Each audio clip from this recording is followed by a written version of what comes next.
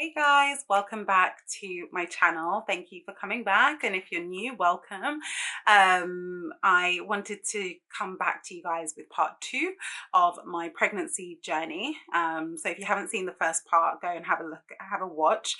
It was just talking about what was I talking about? I was talking about the first 3 trimesters of the pregnancy and how they went, each very different. So check out the video and yeah, let me know your comments and your thoughts in the comment section. But this video, I really wanted to focus on the actual labor and post labor elements of it, because everything I thought was going to happen, yeah, you know what, I honestly I think I'm actually somebody who really buys into fairy tales, because I was like, no, this could never happen to me, and I can do this, and this is how I've known it to be, and so that's just going to be how it works for me. And truth of the matter is, every pregnancy is different, and that's what I really learned in this. I thought it was going to be all natural the whole way, and it wasn't. I did not think for a second that I would have 18 hours of labor, but we did. Yeah, beginning of February. So my little one was due in January, so they were overdue. Loving it all up in there, and then eventually they were ready to come. So that was really great feeling. Actually, initially I was like, oh, this is happening, and the contraction started, and most pregnant women who may have read stuff, or when you do the antenatal classes and they tell you, you'll start to have contractions, but that may not mean that you're actually ready to go into labor. So for me, I was like, okay, when it started, I was like, oh, okay, let me monitor this. And then it started to get stronger, and I was like, this is not a feeling that I'm familiar with at all. So I then got my phone out and started noting down when it started, when it ended, when it ended, and realized that actually, you know what, this was becoming really consistent, and it was getting stronger and stronger and stronger. So I said to my husband, right, we've got to go to the hospital, because I think this little one's ready to come. Went to the hospital, they checked me over. I hadn't dilated much, so they sent me home. So I was like, okay, fine, let's go home. I really wanted to prevent that, but fine.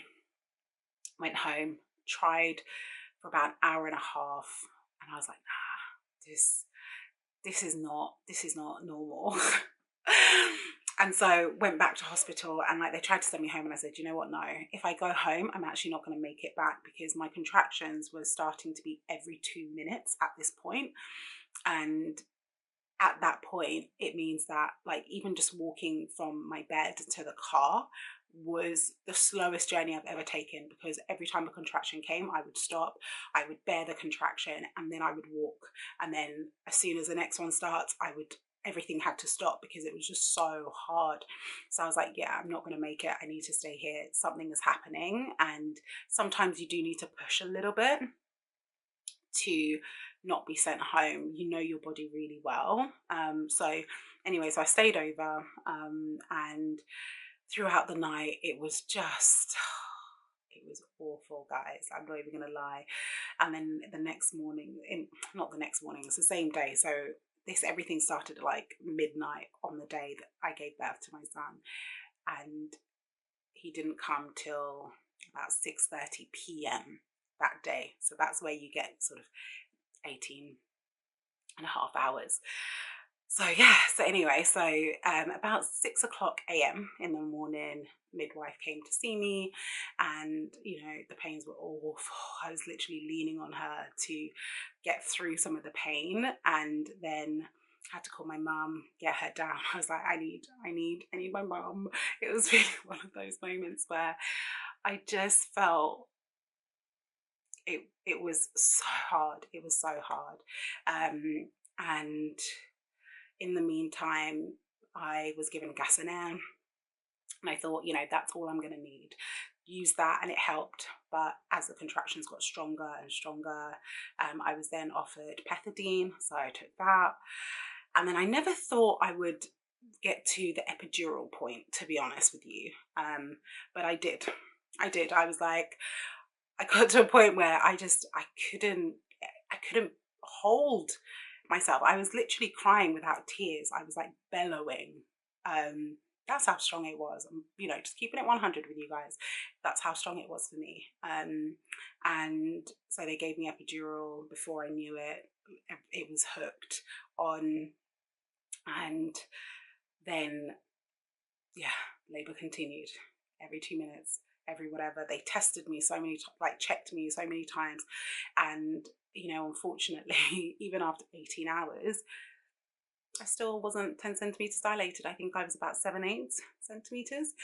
And my bubba was a very healthy, weighted baby. So they were getting worried.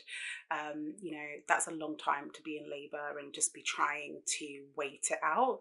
And then on top of that, if your waters have already broken, which mine had about 4 hours before that time, then the baby's going to start to get distressed and the rest of it, which was what started to happen. So essentially it was all just a lot. It was a lot going on, and I had to really make that decision with my husband and my mum of having a C-section, because I just, it was one of those moments where everything, like I said, I thought it was going to be, I had to put what I wanted out of the picture and just thought, okay, what's going to be best for my little one? And what's going to be best for them is to come out untraumatized, come out, and experience the world. And, I've never had an operation before. I'm so scared of needles. So you can imagine the thought of then being cut up and the rest of it. I was just at that point, I was like, you know what, do what needs to happen. I've been here for so long now. So yeah, so essentially got hooked up to all sorts of things, more epidural, everything numbed. Before I knew it, they were like, you're going to feel a tug in a moment and the little one's going to be here. I was like, what? When did you guys even cut me up? And, whatever. But, I'm thankful I didn't know, because I think I would have just, been overthinking it in my mind. So the little one then came out, heard the cry, and so I didn't know the gender of my little one, but I had an inkling it was a boy, and it was a boy. So I got my little man. He came out and let me know with a lovely, lovely, healthy cry. And since then, you know what, he really doesn't even cry that much. It's really just, to let you know I'm hungry, or I need changing, or, I just want a bit of attention, and that's it. And then once you give him that, it's like, Rah! So it's quite funny. And it's really lovely just to see his character develop as well. But anyway, so that was that. Now, recovery. I just do not even know where to begin. Walking was a mission. Like, I stayed in hospital for about 4 days, and being able to walk around was the hardest thing. And naturally, it also meant that you couldn't really carry a lot of stuff. So with the little one, I couldn't just be as free as I would have wanted to. So I was always having people carry them to me, or if I'm really up and doing, then I'll try and spend a lot of time with them. So I think that's one of the things to consider with C-section. I think for me, because it was an emergency one as well, so there was already so much happening, that it meant that it was maybe a little bit of a different experience to maybe somebody where it's planned, and your body's not already going through labor. It might be a different experience. So, speak to people if you're thinking about having a C-section, or if you're worried about it. it's not something that I necessarily worry about anymore if I had to have it again, because it's a procedure that's done so often. But again, I'm not a needles or a surgery person, so the thought is still scary, but I know that it's going to be okay, essentially. So anyway, coming back to that, yeah, obviously it's a huge wound. There's a lot of layers that they have to cut through. So you just have to be extra, extra careful on that. And what really, really helped me with that post baby postpartum section was the Mum Bub Hub underwear. Now, I can't rave about this enough, because there's nowhere else that I looked and ordered that the pants felt comfortable other than the Mum Bub Hub ones. It was just exactly what I needed, and I ordered initially 2 packs, so that was about 12, and then I ran out. Oh, so annoyed with myself. I knew I should have ordered another one like maybe 2 or 3 days before, but yeah, anyway, so I ran out and I messaged them on Instagram, and they replied back ASAP and said they could personally drop it off, because I lived in London and I guess their business is based in London. So I went online, paid, and I had it the next day. So again, like I keep saying this, a lot of the brands I'm going to be sharing with you guys are actually brands that I have had good experiences with. If I've had bad experiences with them, I may not even share it. And if I do, I will say, because I just think that customer service is so important. And I do really want to shout out these brands when I have had really good experiences with them. So anyway, all of the set that I postpartum set that I ordered from them before, used all of them, took it to hospital. Since I've been home, I've been using it every single day, because it is so helpful. Like, you just don't understand what goes on down there, like, to be able to have a baby until you almost like go through it and you're just like, wow, this is a real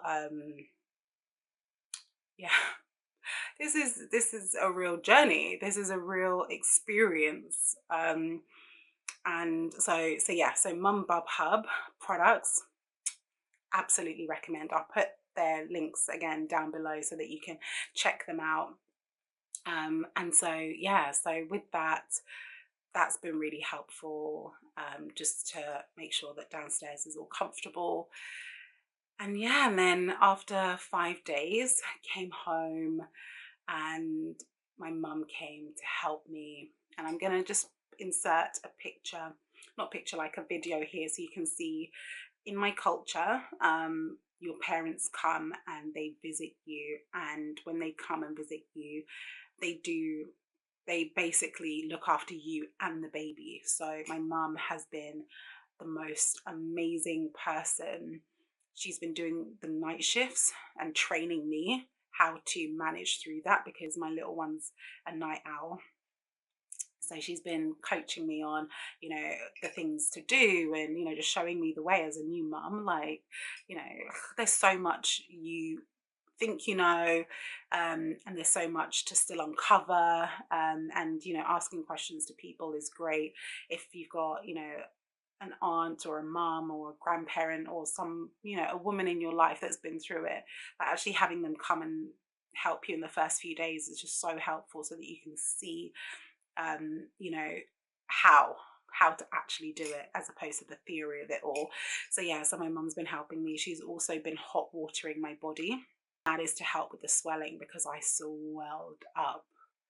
I don't even think I recognize my body, to be fair. Like, the first week I was like, I don't know who this is, apart from my face.